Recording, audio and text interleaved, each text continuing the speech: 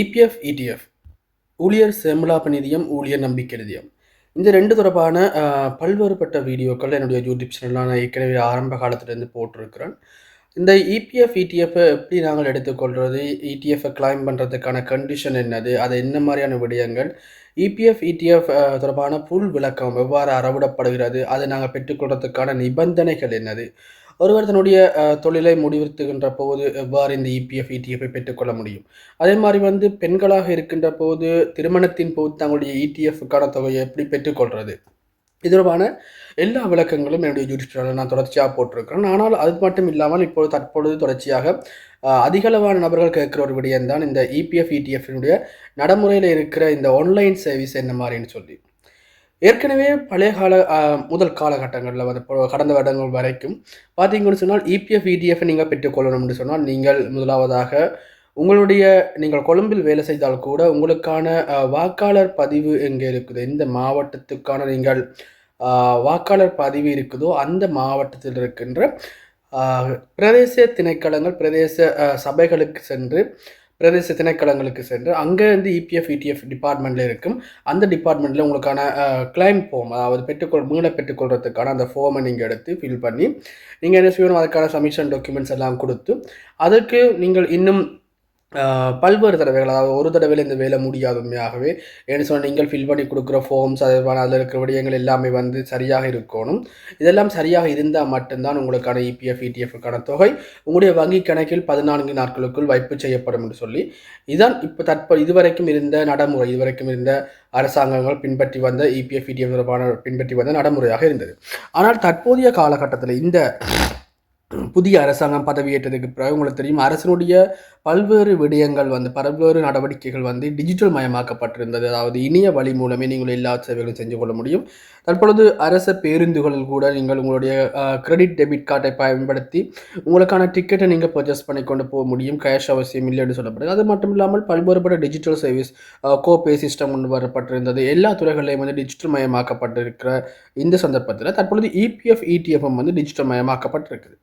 EPF, இடிஎஃப்பை நீங்கள் பெற்றுக்கொள்வது மட்டும் இல்லாமல் நீங்கள் உங்களுடைய பதிவுகள் சரியாக இருக்கின்றதா, இபிஎஃப், இடிஎஃப்ல உங்களுடைய எல்லா விடயங்களும் ஏதாவது பிழைகள் இருந்தால் அதை மறுசீரமைச்சு கொள்றதுக்கும், அதை பிழைகளை திருத்திக் கொள்றதுக்கும், அதே போன்று உங்களோட இபிஎஃப், இடிஎஃப்ல இருக்கின்ற பேலன்ஸ் எவ்வளவு காசு உங்களோட இபிஎஃப், இடிஎஃப்ல இருக்குது, அதற்கான வட்டி எவ்வளவு வந்திருக்குது, அதனுடைய நிலுவைத் தொகை எவ்வளவாக இருக்குது, இதன் மூலம் நீங்கள் பெற்றுக்கொள்ளக்கூடிய நன்மைகள் என்னது, அதாவது ஏதாவது சலுகைகள் இருந்தால் சலுகைகள் என்னென்ன பெற்றுக்கொள்ள முடியும், இவை எல்லாமே தற்பொழுது ஆன்லைன் மூலமாக, டிஜிட்டல் மூலமாக நீங்கள் உங்களோட வீடுகளிலிருந்தே பெற்றுக்கொள்றதுக்கான, அல்லது பயன்படுத்திக் கொள்றதுக்கான, அல்லது தெரிந்து கொள்றதுக்கான நடவடிக்கைகளை தற்போதைய அரசாங்கம் ஆரம்பிக்கப்பட்டிருக்கு. இந்த நடவடிக்கை கடந்த நவம்பர் இறுதியில், டிசம்பர் ஆரம்பத்திலேயே அறிமுகப்படுத்தப்பட்டது.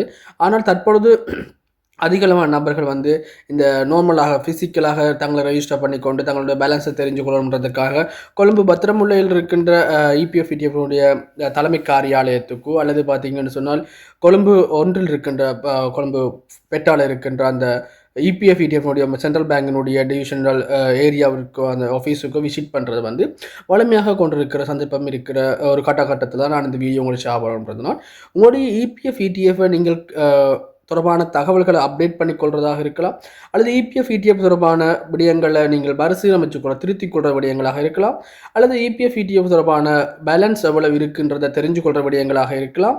அதே சந்தர்ப்பத்தில் பார்த்தீங்கன்னா இபிஎஃப், இடிஎஃப் தொடர்பாக உங்களுடைய வங்கி கணக்குகளில் உங்களுக்கான வட்டி வீதங்கள் எவ்வளவு வந்திருக்கின்ற தொடர்பான விடயங்களாக இருக்கலாம்.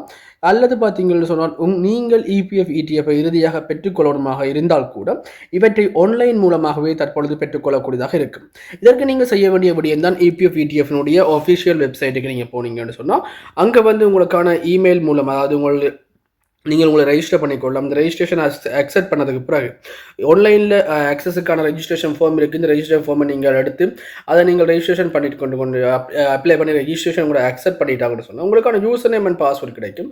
இதை அடிப்படையாக கொண்டு நீங்கள் இபிஎஃப், இடிஎஃப் தொடர்பான விடயங்களை சரிபார்த்து கொள்வதற்கும், தகவல்களை மறுசீரமைச்சு கொள்வதற்கும், உங்களுடைய ஏனைய அனைத்து விடயங்களையும், அதாவது கம்பெனிகளை நீங்கள் ஒர்க் பண்ணீங்க, உங்களோட பி கார்டு என்னது, அந்த பி கார்டில் சொல்லப்பட்டிருக்கின்ற விடயங்கள் என்னது, அதற்கான கண்டிஷன் என்னது, இந்த இபிஎஃப், இடிஎஃப் மூலம் நீங்கள் பெற்றுக்கொள்ளக்கூடிய சலுகைகள் என்ன உதாரணமாக உங்களோட ஸ்காலர்ஷிப்பில் நீங்கள் உங்களுடைய பிள்ளைகள் பாஸ் இருக்கின்ற போது அதற்கான சலுகைகள் கூட அதாவது அதற்கான புலமை பரிசில் கூட நீங்கள் இந்த இபிஎஃப் இடிஎஃப் மூலம் பெற்றுக்கொள்ளக்கூடியதாக இருக்கும். இந்த விடயங்கள் எல்லாமே வந்து அந்த ஆன்லைன் மூலம் நீங்கள் பெற்றுக்கொள்ள முடியும். அது மட்டும் இல்லாமல் இறுதியாக நீங்கள் இதை கிளைம் பண்ணிக்கொள்ளணும்னு சொன்னால் பெண்களாக இருந்தால் திருமணத்திற்கு பின்னரும் அதே மாதிரி ஆண்களாக இருக்கின்ற போது அவங்களுடைய ஓய்வூதிய காலத்தின் போதும் இதை கிளைம் பண்ணிக்கொள்ளக்கூடிய நடவடிக்கைகளையும் நீங்கள் இபிஎஃப் இடிஎஃப் ஆன்லைன் மூலமாக மேற்கொள்ள முடியும் என்றதை சொல்லிக்கொள்கிறேன். ஸோ இந்த இபிஎஃப் இடிஎஃப் தொடர்பாக ஆன்லைனில் எப்படி லொக்கின் ஆகிறது, அதை எப்படி ரெஜிஸ்டர் பண்ணுறது, அந்த ஃபார்மை ஃபில் பண்ணுறது என்ன மாதிரி, அதுக்கு பிறகு இபிஎஃப் இடிஎஃப் கிளைம் பண்ணுறது என்ன மாதிரின்ற விடயங்கள் உங்களுக்கு தெரியணும்னு சொன்னால் என்னுடைய இந்த வீடியோட கமெண்ட் செக்ஷனில் வந்து வீடியோ எக்ஸ்ட்ரா இன்னும் அது தொடர்பான வீடியோக்கள் உங்களுக்கு தேவைன்னு சொன்னால் கமெண்ட்ஸ் பண்ணுங்கள். ஸோ எனக்கு அதில் நீங்கள் எவ்வளோ பேர் ரிக்வெஸ்ட் பண்ணுறீங்க, எவ்வளோ பேர் கமெண்ட்ஸ் பண்ணுறீங்கன்ற அடிப்படையில் அது தொடர்பான வீடியோ ஆன்லைனில் எவ்வாறு கிளைம் பண்ணுறது, அதுக்கான அந்த ஒவ்வொரு step by steps online login ஆகி உங்களுக்கு நான் ஸ்டெப் பை ஸ்டெப்பை எக்ஸ்பிளைன் பண்ணுறதுக்கு காத்திருக்கேன். ஸோ இன்னும் ஒரு இபிஎஃப் இடிஎஃப் தொடர்பான புதிய ஒரு பயனுள்ள வீடியோவில் சந்திக்கலாம். இணைந்திருந்த அனைவருக்கும் நன்றி. நீங்கள் வீடியோ லைக் பண்ணிக்கொள்ளுங்கள், அதே மாதிரி சப்ஸ்கிரைப் பண்ணிக்கொள்ளுங்கள். அதன் மூலம் பல்வேறுபட்ட நபர்கள் இந்த வீடியோ பார்த்து பயனடைஞ்சு கொள்ளுவோம். நன்றி. இணைந்திருந்த அனைவருக்கும்.